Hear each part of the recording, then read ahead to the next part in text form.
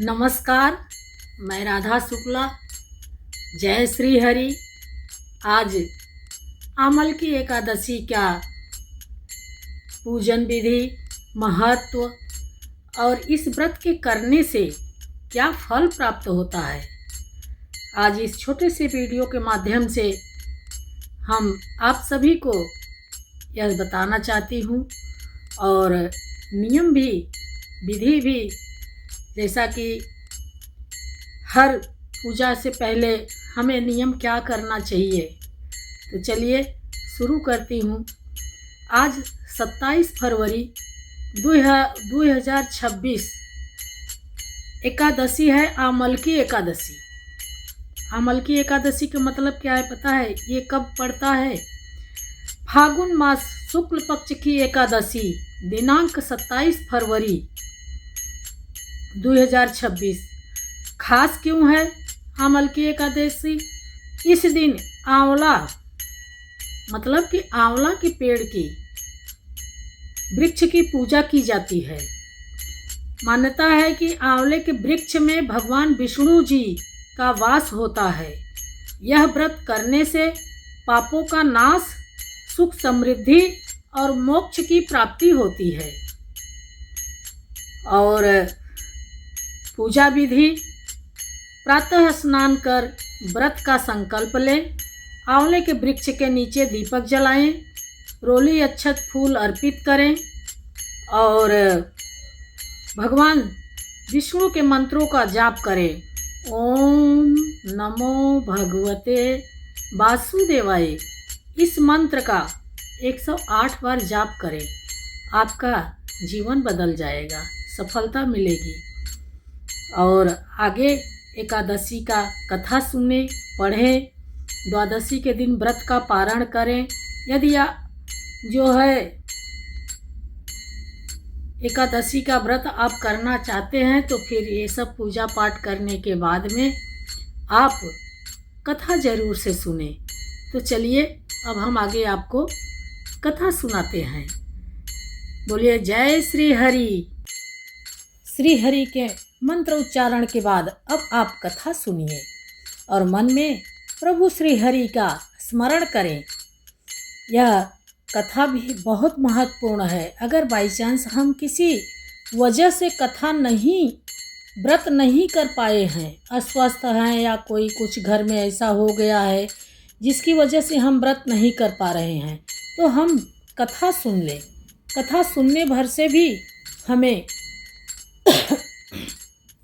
एकादशी की महिमा प्राप्त होती है। तो सुनिए कथा।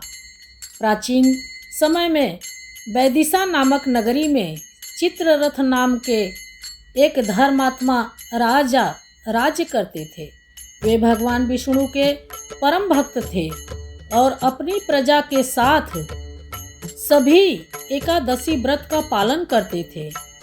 फागुन शुक्ल पक्ष की एकादशी के दिन राजा और समस्त नगरवासी आंवले के वृक्ष के नीचे एकत्र हुए।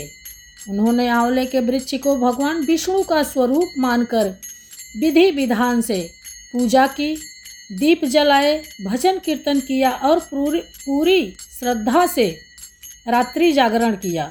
उसी समय एक शिकारी जो जीवन भर पाप कर्म करता रहा था, भोजन की खोज में वहां पहुंचा। वह अत्यंत भूखा था, लेकिन भक्तों के भजन और कथा सुनते सुनते वहीं बैठ गया। अनजाने में ही उसने उस दिन उपवास कर लिया और पूरी रात जागरण में बैठा रहा। कुछ समय बाद उस शिकारी की मृत्यु हो गई। यमदूत उसे लेने आए, लेकिन भगवान विष्णु के यमदूतों ने उन्हें रोक दिया। कारण यह था कि शिकारी ने अनजाने में ही भी आमल की एकादशी का व्रत और जागरण कर लिया था। उस पुण्य के प्रभाव से उसे विष्णु लोक की प्राप्ति हुई। अगले जन्म में वही शिकारी एक महान और धर्मपरायण राजा बना। उसने जीवन भर धर्म का पालन किया और अंत में मोक्ष प्राप्त किया। अब हम इसके आगे आपको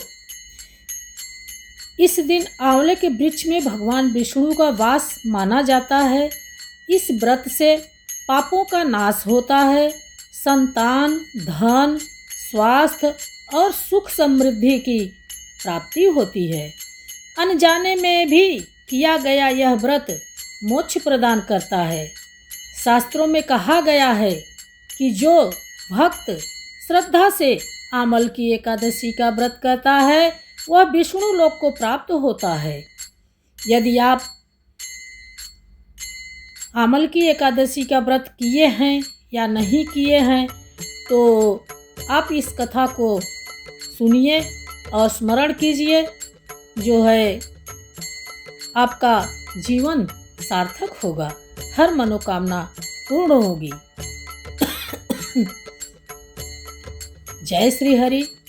वैसे हम आपको इसके आगे भी और कथा सुना सकता है, जैसे कि प्राचीन काल में बैदिशा नगरी के चित्ररथ नामक राजा राज्य करते थे। ये कथा हमने आपको बता चुके हैं।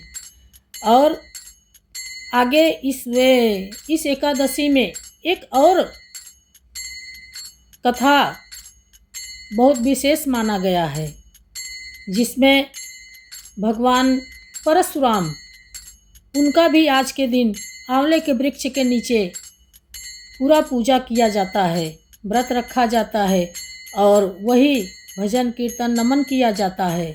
तो इस तरह से आप सब मिलजुल के एकादशी का व्रत करें और एकादशी का पालन करें। आपका किया हुआ यह व्रत कई यज्ञ से भारी महत्वपूर्ण होता है। तो इसके लिए जय श्री हरि। ओम नमो भगवते वासुदेवाय नमः। इस मंत्र का जाप आप जितना ज़्यादा कर सकें उतना आपके जीवन में लाभ होगा। तो बोलिए हमारे साथ 2 मिनट। ओम नमो भगवते वासुदेवाय। ओम नमो भगवते वासुदेवाय। ओम नमो भगवते वासुदेवाय। तो जय श्री हरि, जय श्री विष्णु, जय श्री एकादशी महारानी की जय जय।